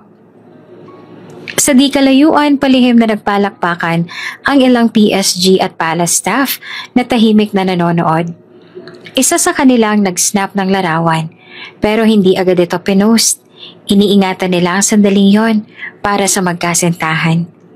Habang nakasandal si Amara kay Adrian, napatingala sila sa kalangitan. Tahimik, payapa. Ngunit ang kanilang puso, punong-puno ng tibok ng pag-ibig at katiyakang ngayon, hindi na sila muling magkakahiwalay. Kinabukasan habang iniinom ni Amara ang kanyang prenatal vitamin sa silid ng palasyo, pumasok si Adrian na may hawak na ilang sketch. Ano yan? Tanong ni Amara habang naglalakad si Adrian papalapit. Mga disenyo para sa kasal, sagot ng Pangulo. Ayokong palampasin ito. Gusto ko habang kaya mo pa pag-usapan natin. Napangiti si Amara. Akala ko ba simple lang? Simple pa rin. Pero kahit simple, dapat espesyal. Ikaw yun eh. Nagkatawanan sila habang pinipili ang pagitan ng simbahan o open garden. Sinadya ni Adrian na huwag ipangalandakan agad ang engagement nila. Gusto niyang maramdaman ni Amara na siya muna. Hindi ang publiko. Hindi ang bansa. Ang inuuna niyang isipin. Sa silid, ini-frame ng isang staff ang litrato ni Adrian na nakaluhod habang hawak ang tiyan ni Amara. Sa ilalim nito, isang ukit. Hindi lahat ng bayani may espada. Minsan may chalk at lesson plan. At sa baba, unang ginang ng puso ko. Kumalat sa buong bansa ang balita na ang Pangulo ay magpapakasal at ang mapapangasawa niya ay hindi artista, hindi socialite, hindi politiko, kundi isang simpleng guro na minsang pinahiya sa sariling oath-taking. Isang Amara Villacera na ngayon ay naging simbolo ng karangalan, dangal at lakas ng kababaihan. Sa telebisyon, online platforms, radyo, lahat ay nakaantabay. Mula sa mga baryo sa bundok hanggang sa mga kondo sa syudad. Isang bansa ang huminto upang masaksihan ang kasal ng Pangulo at ng babaeng minahal niya. Sa labas ng Cathedral of Manila, nakahilera ang mga presidential guards. Puno ang kalsada ng mga bulaklak, watawat at ng mga taong may hawak na placards. Saludo kami, Teacher Amara, First Lady ng Masa, pag-ibig na totoo. Sa isang puting vintage car dumating si Amara. Bihis siya ng isang simpleng eleganteng wedding gown na may tela mula sa mga lokal na komunidad. Ang laylayan ng kanyang belo ay may bordang galing sa mga estudyanteng minahal niya. Mga guhit ng puso, chalk, aklat at aralin. Sa loob ng kotse, hawak niya ang kamay ng kanyang ina at ng matandang guro na minsang tumayong nanay-nanayan niya noong siya'y bagong guro pa lamang. Lahat sila ay luhaan sa tuwa. Anak, bulong ng kanyang ina. Ngayon hindi lang ikaw maglalakad sa altar. Buong bayan ang nasa likod mo. Tumayo ang lahat ng bumukas ang pinto ng cathedral. Tumugtog ang orkestra ng isang original na piyesa, Guro ng Republika, na isinulat ng isang estudyanteng beneficiary ng scholarship program na inulansad ni Amara at Adrian. Bawat hakbang ni Amara ay sinabayan ng pagluha ng marami. May mga dating estudyante sa choir, mga guro, mga magulang na minsang nagtanggol sa kanya. Wala ni isa sa kanilang nang husga ngayon. Si President Adrian nasa dulo ng altar, nakabarong na may detalye rin mula sa tela ng mga magsasakang sumuporta sa kanilang kwento. Sa kanyang mga mata may luha, ginhawa at lubos na pagmamahal. Pareho silang hindi nagbasa ng vows. Pinili nilang magsalita mula sa puso. Amara, ikaw ang ilaw ng buhay ko.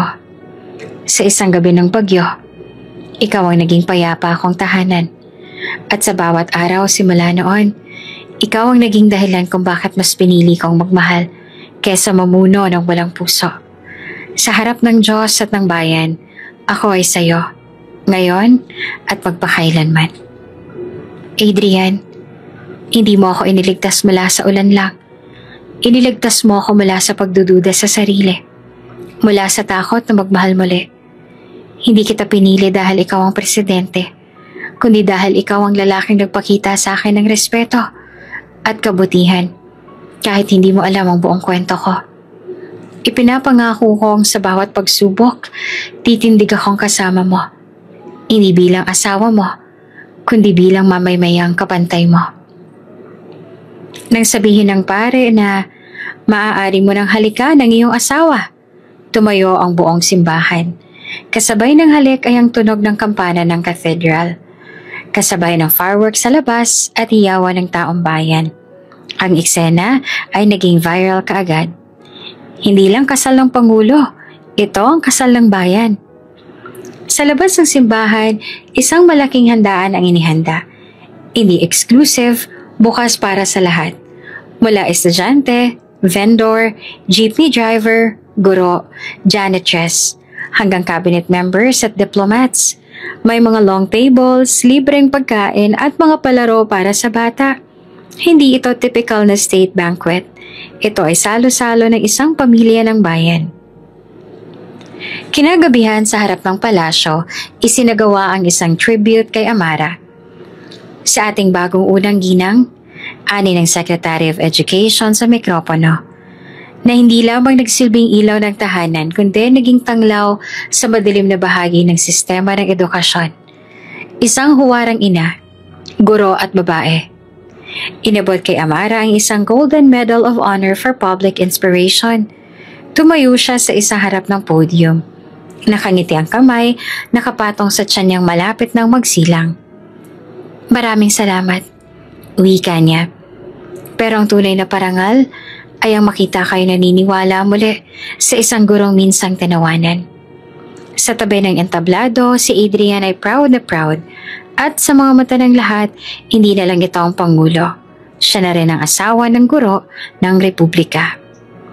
Mainit ang sikat ng araw sa bakuran ng Malacanang, pero malamig ang pawis ni Adrian habang naglalakad sa hallway ng Presidential Medical Wing. Nasa delivery room si Amara. Oras na ng kaniyang panganganak. Sir, maayos naman po ang lahat. Nakamonitor si Ma'am Amara. Matatag siya. Ani ng doktor. Pero hindi mapakali ang Pangulo ng Republika. Para siyang simpleng mister sa harap ng pinakamatinding tungkulin, ang maging ama. Sa loob ng delivery room, pinipigil ni Amara ang bawat sigaw. Mahigpit ang hawak niya sa railing sabang umiire. Sa kanyang isipan, bumabalik ang mga alaala. Mula sa panahong itinago niyang pagbubuntis hanggang sa muling pagkikita nila ni Adrian. Ngayon, heto na, ang bunga ng lahat ng pasya't paninindigan. Konti na lang, ma'am, wika ng doktor. Hanggang sa isang malakas na iyak ang bumasag sa katahimikan. Congratulations, it's a boy! Tumulo ang luha ni Amara, pero hindi dahil sa sakit, kundi dahil sa saya. Bago pa man lumabas ang opisyal na balita, nagkalat ng haka-haka sa social media. Isang insider ang nag-leak. Nanganak na si Ma'am Amara, healthy baby boy. At mula roon umusbong ang hashtag. Welcome to the world! Batang may hawak agad ng kasaysayan. The firstborn in Malacanang na anak ng guro. From stormy night to national light. Sandals baby is here! Hashtag Sandals baby. Lumabas ang press statement ng palasyo kinagabihan. Ipinanganak ngayong araw ang panganay na anak ng Pangulo at ni Ginang Amara Villaseran. Malusog ang ina at sanggol. Pinili ng magulang na pangalanan ng bata ng Sandreo Amador V. Lazaro. Ang pangalang Sandreo ay pagsasama ng Sandals at Adrian, simbolo ng pinagmulan ng kanilang kwento. Hindi ingrandeng party ang ginawa sa unang gabi ni Sandreo. Sa halip, simple lamang. Sina Amara, Adrian at ang kanilang anak na magkakasama sa isang kwarto. Magkahawak kamay. Salamat. Mahinang wika ni Adrian habang pinagmamasdan si Amara. Hindi lang dahil binigyan mo ako ng anak, kundi dahil pinaglaban mo kami kahit mag-isa. Huwag kang magpasalamat, sagot ni Amara. Pinunasan ng luha. Gusto ko lang siyang lumaking buong pagkatao. Walang tinatagong kwento. Walang ikinakahiyang pinagmulan. Kinabukasan, nagpakalat ng isang larawan ng Malacanang. Si President Adrian naka-white polo at walang presidential sash. Karga si baby Sandreo habang si Amara naman ay natutulog sa kanyang balikat. Hindi ito staged.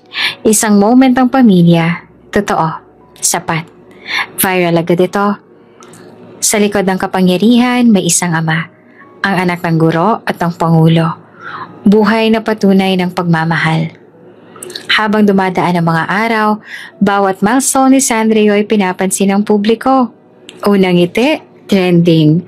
Unang yakap sa Pangulo habang nasa pulong, viral. Unang pagdigay, may meme na agad. Pero kahit nasa mata ng publiko, pinili pa rin ni Amarang pananatiling pribado sa ilang bahagi ng kanilang buhay. Walang personal vlogs, walang interviews. Ang tanging laman ng media, pag-asa, hindi intriga. Hindi nagbago ang katauhan ni Amara kahit siya ay nasa palasyo na. Sa kabila ng kapangyarihan, siya pa rin ang babaeng mahilig sa simpleng lugaw, naglalabas sa sariling kamay, at laging gising sa madaling araw para sa lampi ng anak. Ayaw niyang ipaubaya sa ibang tungkulin ng pagiging ina. Sa akin siya natutong huminga. Sa akin rin siya matututong magmahal. Wika niya nang minsang nakausap ng doktor. Kahit lahat ng tao ay mayaya at alalay, si Amara ay tumayong ina at hindi first lady lamang. Sa isang tahimik na gabi, habang humihilik si Sandreo sa gitna ng kanilang kama, magkatabi sina Adrian at Amara. Tingin mo, magiging presidente rin kaya siya balang araw? Tanong ni Adrian. Ngumiti si Amara. Hindi, gusto kong maging guru rin siya para matutong makinig, hindi lang magsalita. Nagkatawanan silang dalawa. Pero kung maging presidente siya, dagdag ni Adrian, sana may guru rin siyang mamahalin. Mainit ang simoy ng hangin sa isang pampublikong paaralan sa probinsya ng Batangas. Maagang dumating ang mga estudyante. Bit-bit ang kanilang mga kwaderno at lapis. Pero higit sa lahat ang pananabik. Isang espesyal na guru kasi ang maling magtuturo sa kanila. Ngayon ay si Ma'am Amara Villaseran Lazaro ang guro ng buong bayan. Hindi siya dumating sakay ng limousine. Hindi siya sinundo ng presidential guards. Dumating siya sakay ng simpleng van. Suot ang isang barong dress na may bordang sampagita at daladala ang ngiti ng isang inang handang muling magturo. Pagpasok sa classroom, sandaling huminto si Amara. Pinagmasdan niya ang mga upuang kahoy, ang chalkboard at ang mga batang nakatingin sa kanya na may halong paghanga at paggalang. Magandang araw sa inyong lahat. Mahinahong bati niya. Magandang araw po, Ma'am Amara. Sabay-sabay na tugon ng buong klase. Napangiti siya. Sa kabila ng lahat ng pinagdaanan, panghuhusga, kahihiyan, pagbubuntis ng mag-isa, pagsabog ng kontrobersiya, bumalik siya sa lugar kung saan nagsimula ang lahat. Ang pagtuturo. Sa labas ng bintana, nakatayo si President Adrian Lazaro, nakasuot ng simpleng polo. Wala siyang kasamang bodyguards, walang camera crew, Sa kanyang bisig, mahimbing na natutulog ang kanilang anak, si Sandreo. Nakasuot ng maliit na barong. Tahimik siyang nakamasid sa loob ng classroom. Hindi siya lumapit. Hindi siya pumagitna. Pagkos, pinanood niya mula sa di kalayuan ang babaeng bumago sa kanyang pananaw. Hindi sa politika, kundi sa pag-ibig. Siya ang ina ng anak ko. Mahina niyang sambit sa sarili. At siya rin ang babaeng nagturo sa akin kung paano magmahal ng tama. Bago tayo magsimula, ani Amara sa klase, gusto ko munang ibahagi sa inyo ang isang mahalagang leksyon na hindi lahat ng tagumpay ay makikita sa taas ng entablado. Minsan, ang tunay na tagumpay ay kung paano tayo tumayo matapos kang ibagsak. Tahimik ang klase, walang pumalakpak, pero bawat puso'y tumibok ng mas malalim sapagkat alam nila na ang kanilang guro, ang kanilang inspirasyon ay hindi lang basta nagtuturo ng aralin. Siya ay buhay na aral. Sa gitna ng klase, kumatok sa pinto ang principal kasama ang ilang DepEd officials. May dala silang isang plake. Ma'am Angara, sa ngalan ng Department of Education, binibigay namin ang parangal na ito. Guro ng Republika, ina ng bayan. Tahimik si Amara. Hindi niya inaasahan ito. Lumapit ang principal at binulong. Hindi ka lang isang guro, Amara. Isa kang revolusyon. Napaluha siya, pero agad din niyang pinunasan ng mata. Salamat po. Pero ang tunay na parangal ay ang makita kayong handang matuto araw-araw. Kinabukasan, laman na naman ang pahayagan at newsfeed si Amara. First lady sa umaga, guro sa hapon. Ma'am Amara, bumalik ka na sa classroom. Simbolo ng dangal at serbisyo. Sandals baby visits mommy's classroom. Ngunit para kay Amara, hindi na ito tungkol sa kasikatan. Hindi sa kamera, hindi sa palakpakan. Ito'y tungkol sa mga batang nangangarap at ang tungkulin niyang gabayan sila, gaya ng paggabay sa kanya noon ng tadhana. Habang patapos ang klase, napatingin si Amara sa bintana. Nandoon pa rin si Adrian. Ngumiti at kumuway. Kumuway din siya at sinenyas ang maghintay. Class, assignment nyo, tanungin ng magulang nyo kung anong pangarap nila para sa inyo. Bukas pag-uusapan natin. Nag-ayos ng gamit ang mga estudyante at isa-isang lumabas. Nang mag-isa na siya sa silid, pumasok si Adrian. Lumapit ito, niyakap siya mula sa likod. Hindi ka lang first lady, bulong nito. Ikaw ang unang babaeng nagturo sa akin ng kabutihan.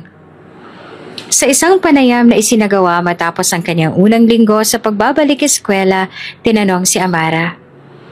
Bakit mo piniling bumalik sa pagtuturo kahit isa ka ng first lady? Ngumiti siya at sumagot. Dahil ang bayan ay parang isang bata. Kailangan ng guro, kailangan ng ina. At kung kaya kong maging pareho, bakit hindi ko subukang maging isa ring inang bayan?